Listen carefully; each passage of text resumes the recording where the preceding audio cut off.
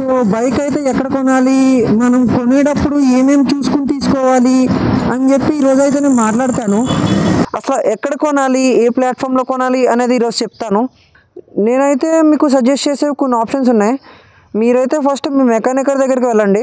మెకానికర్ దగ్గరని అడగండి ఫస్ట్, మీకు ఏమైనా బైక్స్ ఉన్నాయా, అవైలబుల్ ఉన్నాయా, నేను తీసుకోవాలనుకుంటున్నానని చెప్పి ఏదో ఒక మెకానికర్. సెకండ్ అయితే ఓఎల్ఎక్స్లో మీకు స్కామ్స్ ఎక్కువ అవుతాయి, కానీ మీరు చెక్ చేసుకుని తీసుకోవాలి.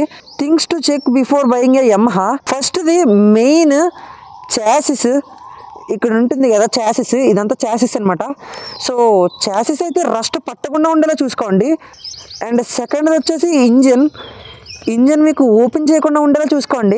అండ్ థర్డ్ పాయింట్ అయితే టైర్స్ చెక్ చేసుకోండి. టైర్స్ మీకు ఎంత లైఫ్ ఉన్నాయి, అండ్ ఫ్రంట్ అండ్ బ్యాక్ ఎంత టైర్స్ లైఫ్ ఎంత ఉంది. సో టైర్స్ చెక్ చేసుకోండి. దొరుకుతున్నాయి బైక్స్, కాకపోతే మీకు లైఫ్ ఉండట్లేదు, ప్రాపర్ డాక్యుమెంటేషన్ ఉండట్లేదు. మీరు ప్రాపర్ డాక్యుమెంటేషన్తో కొనాలి అంటే మీకు చాలా కాస్ట్ అవుతుంది. ఆల్మోస్ట్ ఈజీగా బయట అయితే 1 lakh దాకా వెళ్తుంది బైక్.